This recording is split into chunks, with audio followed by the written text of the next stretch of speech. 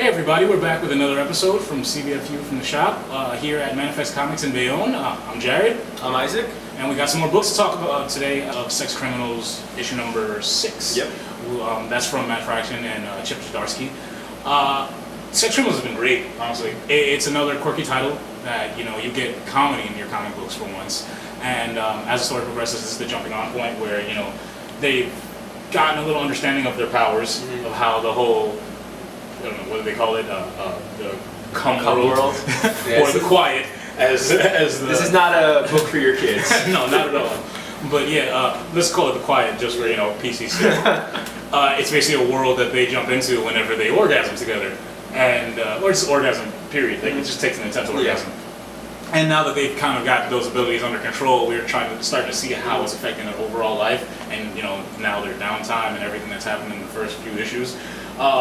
I wouldn't say it's a very good place to jump on. I would say you definitely need some sort of backstory, because just jumping into it, not knowing about what's happened in the past, it really is confusing. Yeah, there's no previously on Sex Criminals. Yeah. It really just jumps from where the first story ended. It goes right into the next book. Yeah. But it's good. I liked how it's very, besides all the comedy and everything, it's very truthful. I mean, when that guy was putting symptoms into the computer, exactly. that is how that happens. That happens. WebMD told me that I have cancer. Because any symptom you put into a computer, cancer is the first thing that comes up.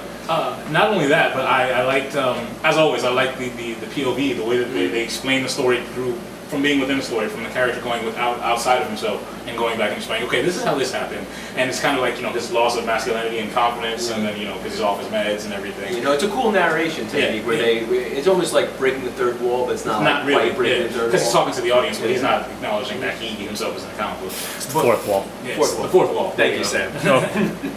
But no, it was another solid issue, and Fraction's been on the roll, I wish he could get Hawkeye out, and with the quality that he does with Sex Criminals. But it was good, it was fun. I enjoyed reading it. I would give it, I'd give it a good 7 Lug-Os. 7 out of 10 Lug-Os, yeah. Our next book is another indie from Image this week. It's The Wicked and the Divine by Kieran Gillen. Kieran Gillen has done books for Marvel. He's done Journey into Mystery, which is really good. He did Young Avengers. That was a great one. It was also really good. And this is the first issue of his new run. It's a little confusing, just jumping into it in the first part. A basic premise. It's like it's taking certain deities through different mythologies and everything, and it's saying that every once in a while, I think they said every 100 years they get to come back to Earth and live out as deities, but they kind of want to keep a low profile. Yeah. They're almost have a following. They're almost like superstar celebrities and everything. And it was good. It was interesting. It definitely maybe want to read more and continue with it. What I liked about it is it didn't go the pop culture route. They just used Asgardian mythology through the door, or Greek mythology, which has been done to death. They actually borrowed from Shinto, when you don't know that's it's a Japanese religion, and you get Amaterasu, the sun goddess, and Susanoo, the goddess of the moon. And I'm an anime manga aficionados, and that was just great, just to see that in an American comic. It wasn't the usual gods they usually go to. They usually go the Greek gods and Norse gods, but this is something. And there were a couple in there that you right off the bat you hear their name, the certain names that they go by, who that is, and don't spoil it for you, but there's one in particular that stands out, and it's a famous one, of course. But it was a good read, that was solid. Yeah, so I would give it, I would definitely, that's another one, I think I would give that a good 7 or 8 Lug-Os actually, just because of where it left with the cliffhanger at the end of the book. It made me want to go and pick up the next issue.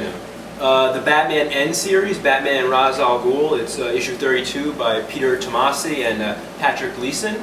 And this is continuing the story of Batman. Ra's al Ghul has kidnapped the bodies of his daughter Talia and Batman's son Damian, and is trying to bring them back to life. Batman is chasing him, trying to get the bodies back so they can rest in peace.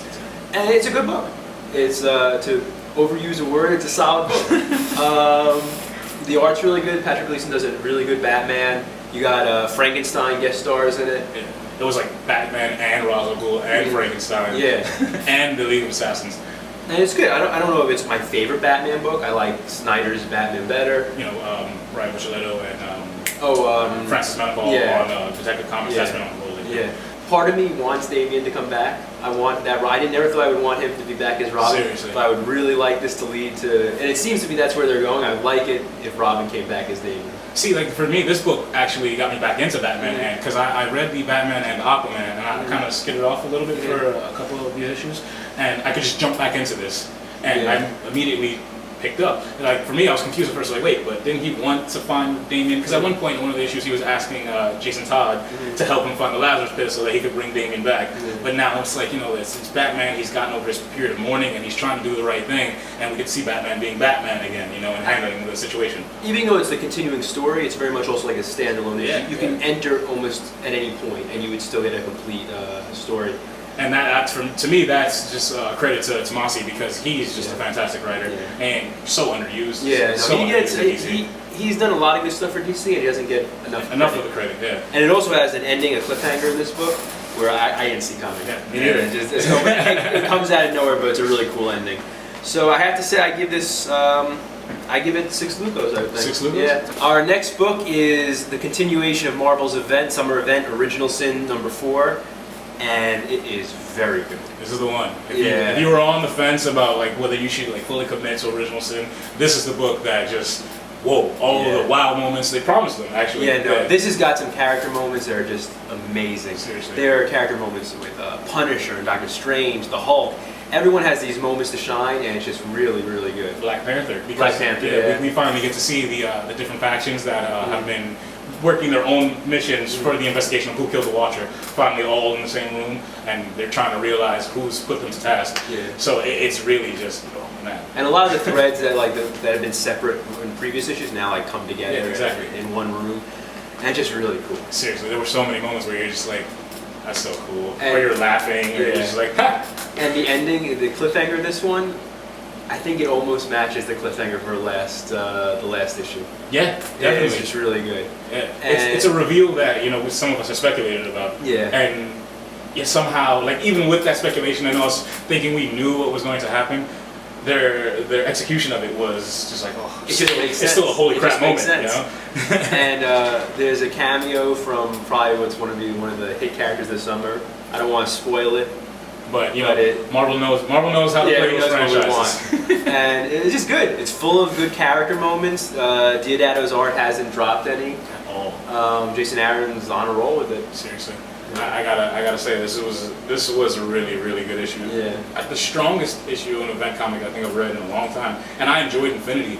But it didn't really have those big, whoa, that was a crazy moment. This for me was like, man, this is much smaller than Infinity. Yeah.